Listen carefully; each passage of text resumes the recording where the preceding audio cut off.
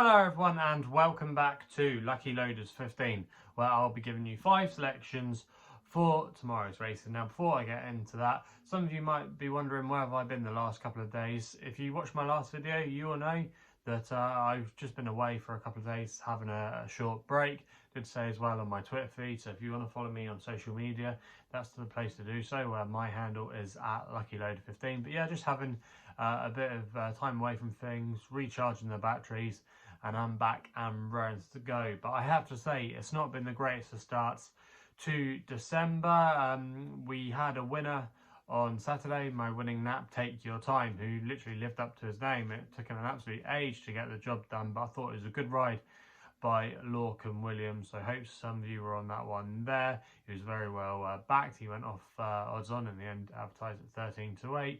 But yeah, away from that, it was a pretty disappointing day. We got a little bit of each way return from Benson there, the dirty each way. But away from that, yeah, like I say, it was disappointing. We had a couple of seconds, a few hard luck stories, a few real disappointments. You know, it's just a bad day really.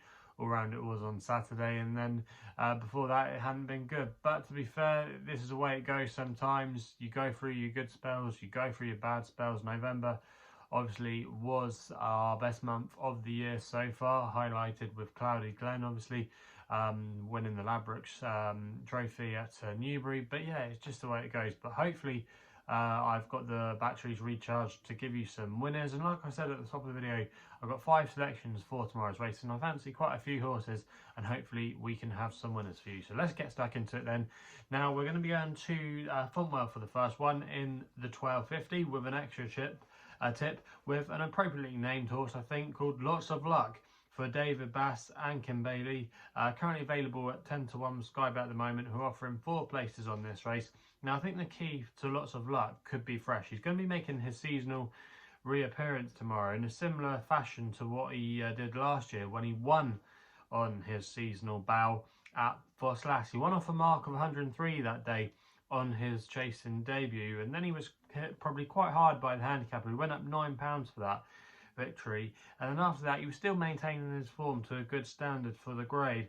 But so yeah, he was probably just a little bit high in the weights. He's now down to a mark of 108, which I think is definitely more workable for him. Also, what's interesting is he's coming back after a wind up, and that's exactly the same method he had last year when he won at Fontwell. He came his win came after a wind up, so there's some similar parallels tomorrow. And he won't mind as well if the rain does arrive. We are expecting rain down here in the South Coast tomorrow, coming in the morning, so it might get a little bit testing, and if it does get into the ground, he won't mind that. He's previously won on heavy ground before at Taunton, so that doesn't concern me whatsoever. It's interesting as well that they're persevering, going back up to 2.5 miles. He's actually from a really stamina packed family, plenty of 3-mile winners in his pedigree, so he shouldn't mind going up and trip. I just thought there was quite a few boxes ticked here for a good run.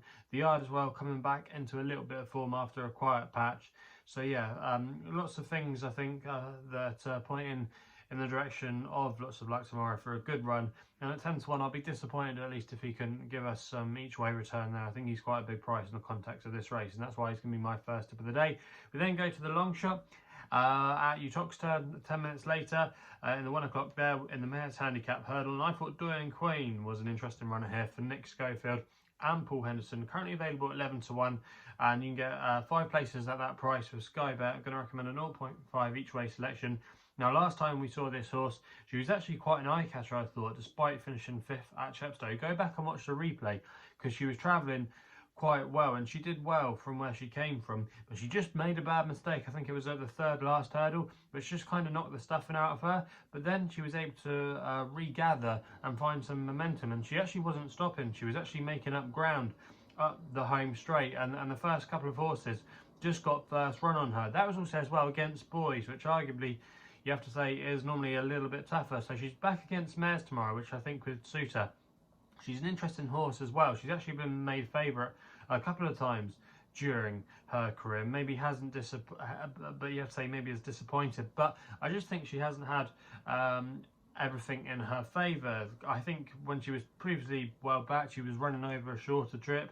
This is over 2.5 tomorrow, and ideally she probably wants 3 miles.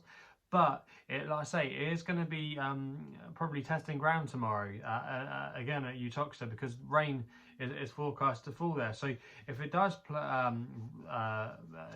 rain, the ground should be to her advantage, because she has proven form on heavy ground. So it shouldn't be a concern. She's a winning pointer as well.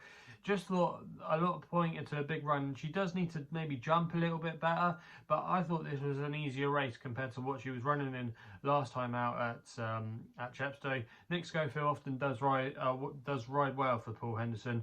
It's a partnership that's worked well over the last few years or so. And I just thought 11-1 there, that wasn't a bad each way bet. And for me, she's going to be my long shot of the day. I'm expecting a good run from her. We then go to the 150 at Fontwell for the nap of the day. And my nap tomorrow is going to be Thomas MacDonogh for Gavin Sheehan and Jamie Snowden. Currently available at 13-2. Going to recommend a 1 point win bet here. Now, you need to forgive his recent run where he finished 7th at Aintree. That was in the Grand Sefton chase there, over 2.5 miles over the national fences. That was his first attempt ever at the national fences, and I just don't think he seems to be in love with it. Also as well, there's a couple of things as well, maybe why he didn't perform. First of all, he was ridden cold. He doesn't normally like to be ridden cold.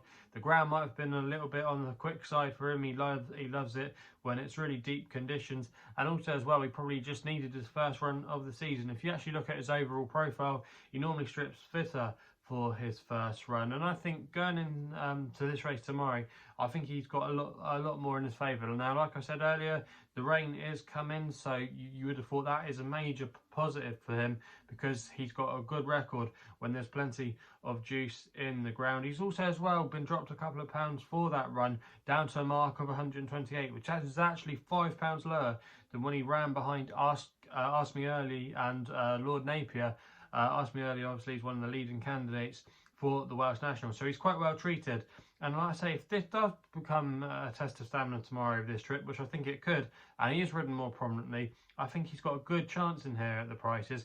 Gavin Sheehan as well has got a good record at Fontwell, so yeah, that's going to be a positive. I just thought Kim Bailey's horse, despite winning well last time, I just thought this was a deeper race, and he might just get found out at this level, and he would need to prove himself in the ground as well if he did get really testing, even though he does get the weight allowances. But Thomas MacDonogh, he has shown the ability in the past, but I just thought there was a lot more in his favour tomorrow, and I'd be disappointed if he couldn't give us a good run for our money. And if it does get into a slog up that straight at Fontwell, and then the little hill they have after the last, I just thought if Thomas MacDonogh was there in front coming to the last, he just might be able to make it a test of stamina.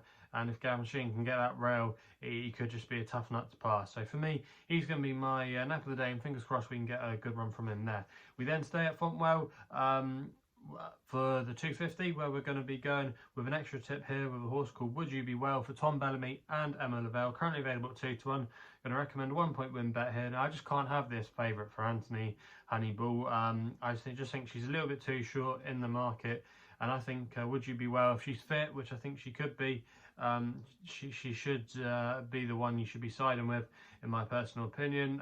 She won fresh last year at Uttoxeter in heavy ground. When we get to this stage on the card, I'd imagine it probably will be soft or potentially heavy in places. I think the rain will get into it tomorrow, and it will suit Wouldubewell down to the ground. She showed really good form as a novice hurdler last season. She won at Uttoxeter, like I say, and then she ran in a decent race at Wincanton, carrying a penalty that actually worked out quite well. She's in a mark off here of 122, which I think is fair. She's a winning pointer as well, so she would have had some experience over fences. That shouldn't be a problem. Okay, Emma Lavelle's team aren't in the best of form, but they have been knocking on the door. They have had a few close calls, and I'm sure it's just a matter of time before they get their heads back in front again. I think, like I say, if this mare is ready and fit to go, she should take all the beating.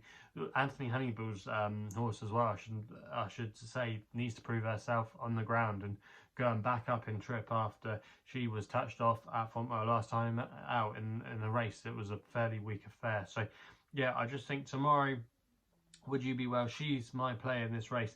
And I think arguably she could go off a bit of a shorter price. So she's going to be my extra tip of the day. My next best then goes to the evening action at Southwell, where they're going to be having their first evening on the Tapeta, the 5:30, and I thought Alba Rose here, I'm going to give her one last chance for Joe Fannin and Mike Johnson. Now, she could be becoming a little bit of a cliff horse. She's currently available at 92, but I just couldn't let her go off that price. That was available at the time recording the SkyBet.